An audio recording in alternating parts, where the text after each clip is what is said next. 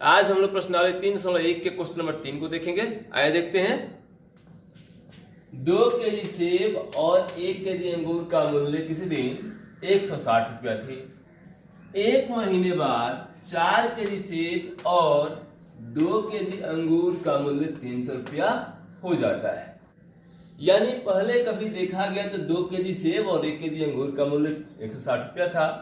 उसी के एक महीने बाद अंगूर और सेब का अगर मूल्य देखा जाए तो 4 केजी सेब और 2 केजी अंगूर का मूल्य 300 रुपये हो जाता है। तो इस स्थिति को हमें बीजगणितीय और ज्यामितीय रूपों में व्यक्त करना है। हल करते हैं इसका हम लोग।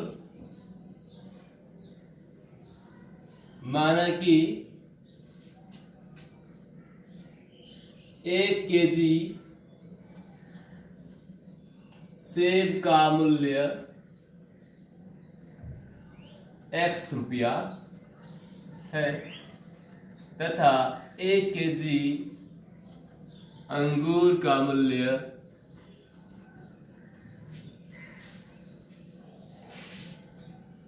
y रुपया है। यहां हम लोग 1 केजी सेब के मूल्य को x रुपया तथा 1 केजी अंगूर के मूल्य को y रुपया मान लिए हैं। प्रश्न का प्रथम शर्त कहता है 2 केजी सेब और 1 केजी अंगूर का मूल्य किसी दिन 160 रुपया थी। तो जैसे मान लेते हैं हम लोग कि 1 केजी आलू का मूल्य अगर 20 रुपया है तो 2 केजी आलू का मूल्य 20 में 2 से गुना करेंगे, पता लग जाएगा 40 रुपया होगा। 3 केजी आलू का मूल्य 20 में 3 से गुना करेंगे तो 20 में 60 रुपया हो जाएगा। अगर 5 केजी आलू का मूल्य जानना होगा तो 5 में 20 से गुना कर देंगे, पता लग जाएगा हमें कि 20 पचे 100 रुपया हुआ। उसी प्रकार से हम लोग 1 केजी सेब का मूल्य जो है सो यहाँ x रुपया माने हैं और वह व्यक्ति जो है 2 केजी सेब खरीदता है तो 1 केजी सेब का मूल्य अगर x रुपया है तो 2 केजी सेब का मूल्य 2 गुने x रुपया हो जाएगा, यानी 2x रुपया होगा। 1 केजी अंगूर का मूल्य अगर y रुपया माना गया है तो यहाँ 1 केजी अंगूर का मूल्य y रुपया हो जाएगा और दोनों का मूल्य मिलाकर 160 रुपया होता है। इसलिए प्रश्न के प्रथम शर्त से 2x 2 केजी सेब का मूल्य हो गया प्लस y 1 केजी अंगूर का मूल्य हो गया और दोनों मिलाकर के 160 रुपया होता है। इसलिए इन दोनों को जोड़ेंगे तो 160 रुपया के बराबर हो जाएगा। हमारा पहला नंबर शर्त जो है सो पूरा हो गया। यानी कि पहले नंबर शर्त को हम लोग बीजगणितीय रूप में प्रदर्शित कर चुके हैं। अब दूसरा नंबर शर्त देखिएगा। तथा प्रश्न के दूसरे शर्त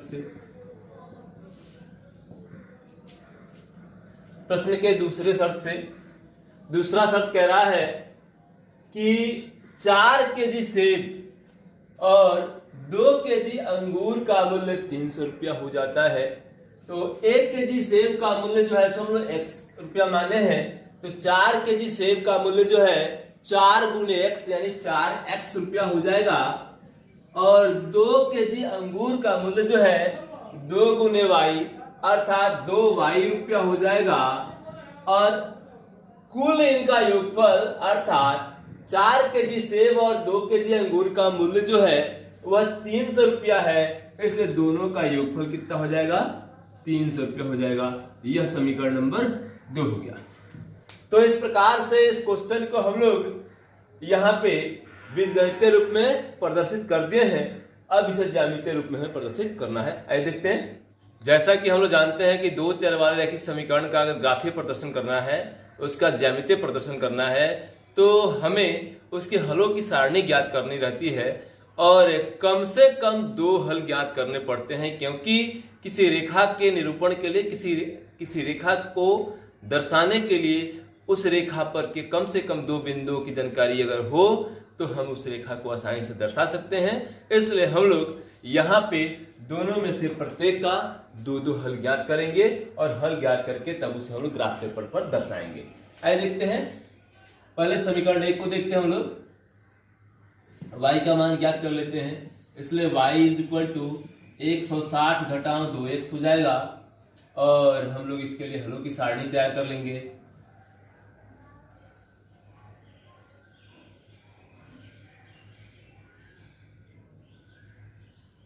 यह x हो गया, यह y इज इक्वल टू 160 घटाओ 2x हो गया। दो चर वाले रैखिक समीकरण के पार्ट 5 में हम लोग जो पढ़े हुए हैं कि किस प्रकार के मान को यहाँ पे रखना है। जैसे प्रश्नावली 3.1 का पहला नंबर क्वेश्चन बनाए थे, वहां पर हम लोग 1 2 3 4 5 ऐसे मान रखे हुए थे। दूसरा नंबर क्वेश्चन बनाए थे, वहां पे हमें 100 200 400 500 ऐसे मान रखना पड़ा था, क्योंकि जिस प्रकार का प्रश्न होता है वैसे मानों को सोच करके रखा जाता है। पिछले वीडियो में अर्थात पार्ट 5 में हम लोग जो पढ़े हुए थे उसमें हम लोग x का मान 100 200 400 ऐसे रख रहे थे, क्योंकि परिस्थितियां वैसी थी। और प्रथम क्वेश्चन में हम लोग 1 2 3 4 5 रखे हुए थे। यहाँ की परिस्थितियां 100 200 के लायक नहीं है, क्योंकि 100 200 में जाएंगे तो वह माइनस में चला जाएगा। यानी कि कहने का अर्थ है कि बहुत वेरिएशन उत्पन्न होगा। यहाँ पे मान एक निश्चित दायरे में नहीं आएगा, इसे ग्राफ पेपर में बेहतर ढंग से हम दर्शा सकें। और 1 2 रखेंगे तो भी यहाँ मान जो है सो वैसा नहीं प्राप्त हो सकेगा कि हम लोग ग्राफ पेपर पर उसको आसानी से दर्शा सकें। तो क्वेश्चन को देख करके क्वेश्चन के अनुसार मान को रखते हैं तो ग्राफ पर दर्शाने में बहुत सुविधा होती है। और उसी ढंग से मान यहाँ पे अगर हम 10 20 30 40 50 अगर रखते हैं तो यह इसे आसानी से हम लोग बना सकते हैं, अन्यथा हमें बनाने में बहुत कठिनाइयों का सामना करना पड़ेगा। जैसे एक उदाहरण मैं देता हूँ, अगर x का मान अगर 1 रखते हैं हम लोग तो y का मान यहाँ से 2 एकम 2 160 से 2 चलाएगा 158 चलाएगा। अगर x का मान हम लोग 100 रखते हैं तो 100 दूनी 200 और 200 फिर यहाँ पे आपको -40 आ जाएगा। एक 200 100 200 में आएगा और एक -40 में आएगा। फिर उसको ग्राफ पेपर दर्शाने में कठिनाई होगी कि किस प्रकार से पैमाने को लेने में x अक्ष y अक्ष को दर्शाने में दर्शा तो देंगे ही, एक पैमाना लेकर के उसको ग्राफ पेपर पर दर्शाने में बहुत कठिनाइयों का सामना करना पड़ेगा। इसलिए दोनों के मान को हम लोग इस ढंग से रखते हैं कि दोनों में पैमाना एक समान आ जाए। भरसक प्रयास करते हैं कि दोनों का पैमाना एक समान आ जाए। अगर पैमाना अलग अलग भी होता है तो दर्शाया जाता है, लेकिन भरसक पूरा प्रयास करते हैं हम लोग कि पैमाना एक प्रकार का आए और आसानी से हम उसको दर्शा सकें। तो यहाँ पर हम लोग जो है x का मान अगर 40 रखते हैं तो 40 दूनी 80, 40 रखते हैं और 160 में से 80 चला जाएगा तो 80 बचेगा। अगर यहाँ पर x का मान 60 रखते हैं तो 60 दूनी 120, 160 में से 120 घटेगा तो 40 बचेगा। इसी प्रकार से हम लोग इसको भी बनाएंगे और इसको पहले सॉल्व कर लेते हैं। y का मान निकालना है तो 4x को पहले उधर भेज देते हैं। 2y इज इक्वल टू 300 घटाओ 4x हो गया, इसलिए y इज इक्वल टू 2 गुना में तो भाग में चला जाएगा 300 घटाओ 4x बटा 2। अब इसके लिए हम लोग हलों की सारणी तैयार कर लेंगे। जैसा कि हम जानते हैं कि 2 हल प्राप्त कर लेने से न्यूनतम हम लोग इसे आसानी से दर्शा देते हैं। इसी प्रकार से हम लोग यहाँ पर इनके 2 हल ज्ञात कर लेंगे। 300 घटाओ 4x बटा 2। अब यहाँ पर हम x का मान 50 रखते हैं तो 50 चौका 200। अगर 50 रखते हैं तो 50 में 4 से गुना हो जाएगा 200 हो जाएगा। 100 में से 200 घटेगा तो 200 हो जाएगा और 300 में से 200 घटेगा 100 बचेगा और 100 में 2 से भाग लगाएंगे तो फिर 50 चलाएगा। अगर इसका मान हम 60 रखते हैं तो 60 चौका 240, 300 में से 240 घटेगा 60 बचेगा और 60 में 2 से भाग लगाएंगे तो 30 बचेगा। तो इस प्रकार से इसके 2 हल ज्ञात कर लिए हम लोग। अब ग्राफ पेपर पर हम लोग इसका ज्यामितीय निरूपण करेंगे। वैसे मैंने ग्राफ की सभी बारीकियों की चर्चा पिछले वीडियो में अर्थात 2 चर वाले रैखिक समीकरण के भाग 5 में हमने पूरी चर्चा की है। इसकी आप लोग भाग 5 को देख करके इन बारीकियों को बेहतर ढंग से समझ सकते हैं कि ग्राफ पेपर पर किस प्रकार से आलेख हम लोग खींच सकते हैं, दर्शा सकते हैं। आप लोग पिछले वीडियो को देख करके इसको बेहतर ढंग से सीख सकते हैं। अभी हम लोग बोर्ड पर इन समीकरणों को हल करके इनके दो हल हम लोग याद किए हैं, जिसमें प्रथम समीकरण था हमारा 2x + y = 160 और इसमें y का मान निकाल करके x का मान हम लोग अपनी इच्छा से रख करके और उसके सापेक्ष y का मान हम लोग यहाँ ज्ञात किए हैं। तो दोनों समीकरणों के दो हल हम लोग यहाँ ज्ञात कर चुके हैं। अब इसे हम लोग को ग्राफ पेपर पे दर्शाना है। तो ग्राफ के विषय में सारी बारीकियों को हम लोग दो चर रैखिक समीकरण के विषय में जो 5वां भाग पढ़ रहे थे उसमें हम लोग पढ़ चुके हैं। अब ग्राफ की बारीकियों को अगर आप देखना चाहते हैं तो इसका पार्ट 5 जरूर देखें। अब इसे हम लोग ग्राफ पेपर पे कैसे दर्शाएंगे, इसे दर्शाने के लिए हम लोग को सबसे पहले एक पैमाना लेना पड़ता है। तो यहाँ हम लोग लेंगे पैमाना, एक पैमाना ले लेते हैं।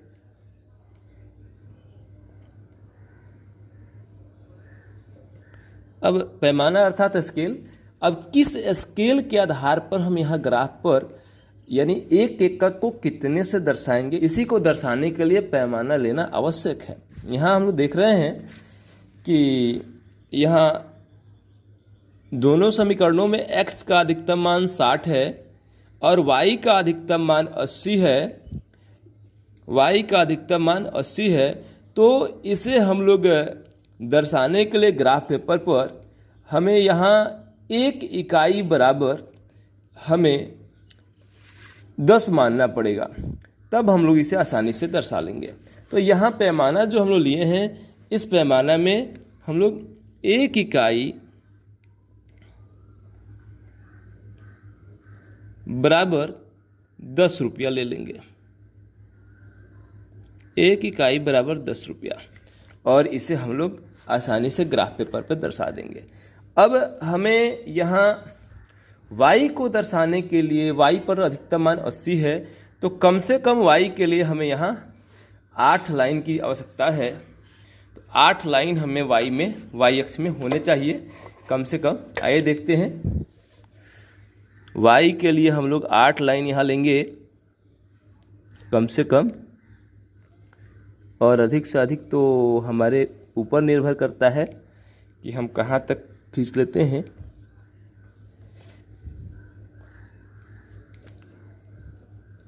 तो इसमें अगर हम काउंट करते हैं तो 1 2 3 4 5 6 7 यानी 8 के लिए हमें और नीचे जाने पड़ेगा। यहाँ से काउंट कर लेते हैं, 1 2 3 4 5 6 7 8 9, आसानी से हो जाएगा। और x के लिए हमें 60 चाहिए, क्योंकि एक एकक बराबर हम लोग 10 माने हुए हैं। तो 60 को दर्शाने के लिए हमें यहाँ पर कम से कम 6 लाइन चाहिए x अक्ष में। तो आसानी से यहाँ से 1 2 3 4 5 6 आसानी से आ जाएगा इसमें। अब हम लोग इसको x अक्ष यानी इसको x और इसको x डैश से सूचित कर देंगे, इसको y और नीचे वाले को y डैश से सूचित कर देंगे हम लोग, और मूल बिंदु को 0 से सूचित कर देते हैं। इसके बाद क्या करते हैं हम लोग, जो भी मोटा लाइन है, क्योंकि एक इकाई बराबर 10 लिए हम लोग, तो जो भी मोटा लाइन है उसके लिए हम लोग 10 20 30 ऐसे लिख देंगे। तो पहला लाइन 10, फिर दूसरा 20, फिर 30 40 50 60 70। x में अधिकतम हमें 60 चाहिए, तो 60 तक हम लोग यहाँ दर्शा चुके हैं। अब इसके बाद y में आते हैं, 10 20 30 40 50 60 70 80, आसानी से 80 तक आ गए हम लोग। अब हम लोग इसे 80 तक पहुंच चुके हैं। अब इसके लिए हम लोग ग्राफ खींच लेंगे। तो ग्राफ खींचने के लिए अगर आप लोग ग्राफ खींचने में कठिनाई हो तो आप लोग पिछला वीडियो ज़रूर देखेंगे, भाग 5, वहाँ से आपकी सारी कठिनाइयों का समाधान हो जाएगा। जैसे हम लोग यहाँ पहला हल जो प्राप्त हुआ है पहले समीकरण का 40 और 80 है, तो इसलिए हम लोग को x में 40 और y में 80, अर्थात x अक्ष पर 40 पर खींचा जाने वाला लंब रेखाखंड यह है, और y में 80 पर खींचा जाने वाला लंब रेखाखंड यह है। अब ये दोनों रेखाखंड एक दूसरे को जिस बिंदु पे काट रहे हैं वही बिंदु जो होगा सो यहाँ पे इस हल को दर्शाएगा, यानी 40 और 80 को दर्शाएगा। तो ये दोनों, यह रेखाखंड और यह रेखाखंड एक दूसरे को इस बिंदु पे काट रहे हैं। इसका अर्थ हुआ कि यह बिंदु हुआ सो 40 और 80 को दर्शाएगा। इस बिंदु को हम ए मान लेते हैं और इसके निर्देशांक को यहाँ 40, क्योंकि x पहले लिखा जाता है और x में 40 है, इसलिए इसके निर्देशांक को हम लोग 40 और y को हम लोग 80 लिख देते हैं। फिर दूसरा बिंदु इसका सर्च करेंगे हम लोग। इस बार x में हमें चाहिए, इस बार x में 60 और y में 40 चाहिए। तो x में 60 देखेंगे हम लोग, x में 60 यह रहा और इस पर लंब रेखाखंड यह है। फिर y में हमें 40 चाहिए, तो y में 40 यह रहा और इसका लंब रेखाखंड यह है और ये दोनों आकर के इस बिंदु पे एक दूसरे को काट रहे हैं। तो इसका मतलब हो गया कि यह बिंदु जो हो गया सो इसको हम लोग b मान लेते हैं। यह बिंदु आपको x में x 60 और y 40 को दर्शाता है, दोनों के मान को दर्शा रहा है।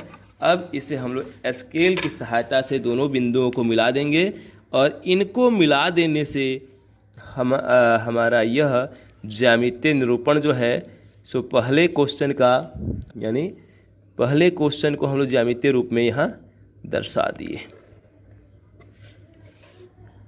तो इस प्रकार से हम लोग पहले क्वेश्चन को ज्यामितीय रूप में दर्शा चुके हैं। अब यहाँ पे जो भी हम लोग आलेख खींचते हैं वहाँ पे क्या करते हैं हम लोग कि इस समीकरण को लिख देते हैं। जैसे यहाँ समीकरण है 2x + y = 160। अब हम लोग यहाँ लिख देंगे 2x + y = 160, सॉरी 160 है, मैंने केवल 60 कह दिया है। तो इस प्रकार से हम लोग इसको दर्शा चुके हैं पहला। और दूसरा जो है, दूसरे समीकरण में यहाँ देख रहे हैं हम लोग कि x का मान जो है 50 और y का मान भी 50 है। तो अब यहाँ 50 को ढूंढना है हमें। तो आइए देखते हैं। x में 50 यह रहा, इसका लंब रेखाखंड यह हुआ, और y में 50 यह रहा, इस पर लंब रेखाखंड यह हुआ। दोनों आकर के इस बिंदु पर एक दूसरे को काटते हैं। तो इस बिंदु को हम लोग P से दर्शा देते हैं और इसका निर्देशांक जो है क्या हो गया, 50 हो गया, यानी x में भी 50 और y में भी 50। इसको P से दर्शा देते हैं। फिर उसके बाद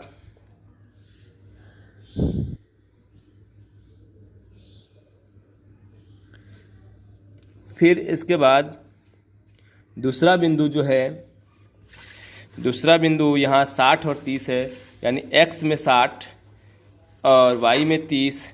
तो x में 60 यहाँ है और इसका लंब रेखाखंड अगर हम देखते हैं, इस पर लंब रेखाखंड देखते हैं हम लोग, तो ए वाला रेखाखंड इस पर लंब है और y में 30 यह रेखाखंड है। y में 30 यह रहा, यह रेखाखंड इसके लिए इस पर लंब होगा y अक्ष पर। इसलिए दोनों आकर के इस बिंदु पर एक दूसरे को काटते हैं। इस बिंदु को हम Q मान लेते हैं और इसको हम लोग 60 और 30 से दर्शा देंगे। और फिर इन दोनों बिंदुओं को अगर हम मिला देते हैं तो हम लोग इसके लिए इसका ज्यामितीय प्रदर्शन यहाँ कर देंगे। और इस प्रकार से हम लोग इसका ज्यामितीय निरूपण अब कर चुके हैं। ज्यामितीय निरूपण हम लोग इसका कर दिए। अब यह जो समीकरण कौन सा था, इस समीकरण यहाँ पे था 4x + 2y = 300। अब हम लोग यहाँ पे क्या करेंगे, इस समीकरण को लिख देंगे 4x + 2y = 300। हम लोग यहाँ दोनों समीकरणों को दर्शा चुके हैं और इस प्रकार से इसका ज्यामितीय निरूपण कंप्लीट हो गया। अब इस प्रश्न का हम लोग ज्यामितीय और बीजगणितीय दोनों निरूपण कर चुके हैं और यह प्रश्न हमारा यहीं पे कंप्लीट हो जाता है। अब हम लोग प्रश्नावली 3.1 को कंप्लीट कर चुके हैं अब हम लोग प्रश्नावली 302 के लिए पहले उसके कंटेंट्स को पढ़ेंगे, अध्ययन करेंगे, फिर उसके बाद प्रश्नावली 302 शुरू करेंगे। तो अगले वीडियो में हम लोग प्रश्नावली 302 को पढ़ने के लिए जो भी आवश्यक बिंदु होंगे पहले उन बिंदुओं की चर्चा करेंगे, फिर उसके बाद प्रश्नावली 302 का अध्ययन करेंगे। तब तक के लिए धन्यवाद।